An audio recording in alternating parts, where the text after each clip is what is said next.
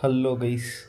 இன்றைக்கி வந்து பெருசாக எதுவும் இல்லை ஆக்சுவலாக. ஸோ மோஸ்ட்லி இப்போ நேற்று ஈவினிங்லேருந்து ஜுரமாகவே இருக்குது.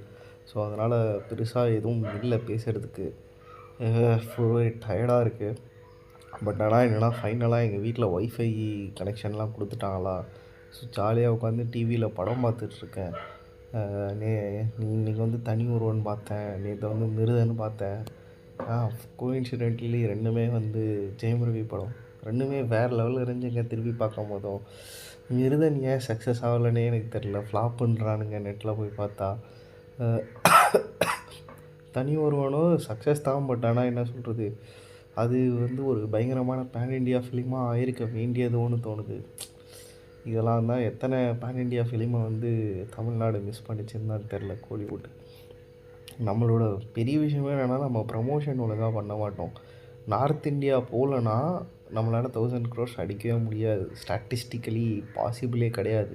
ஏன்னா இங்கே டிக்கெட் எல்லாமே 120 ரூபா 200 தான் தமிழ்நாடு ஃபுல்லாக டிக்கெட்டு. அதுக்கப்புறம் சவுத் இந்தியாவில் கொஞ்சம் கொஞ்சம் ஓடுதுன்னு வச்சுக்கிட்டா கூட 400-500 கோடி தான் மேக்ஸ் ரீச் பண்ண முடியுது. North Indian market, foreign market கூட தேவையில்ல, நார்த் இந்தியன் மார்க்கெட் இல்லைன்னா ரொம்ப கஷ்டங்க. ஏன்னா அங்கே டிக்கெட்டு விலையே ஒன்றும் 400 500 ஈஸியாக போகும். நார்மல் டிக்கெட் விலையே டிமாண்டை பொறுத்து, சாட்டர்டே சண்டேவை பொறுத்து. ஸோ அங்கே லிமிட்டே இல்லாததுனால ப்ளஸ் நிறைய ஸ்க்ரீன்ஸ் இருக்குது அநியாயத்துக்கு. ஸோ அதனால் எப்படியாவது நார்த் இந்தியாவுக்கு போனோம். போயிட்டு ஜனநாயகன் எனக்கு தெரிலங்க, டவுட்டு தான். 1000 crores. ஜெயிலர் 2 டவுட்டு தான். மேபி என்னென்னா லைக் போன படம் 600 அடிச்சிருச்சு. இந்த படம் பாசிபிளி நல்லா இருந்தால் 700 அடிக்க தான் சான்ஸ் இருக்குதுன்னு நினைக்கிறேன். அதுவே வந்து எப்படி 600 அடிச்சிச்சின்னு எனக்கு தெரியலை. எனக்கு ரொம்ப ஃபேவரட்டான படம். பட் 600 தெரில.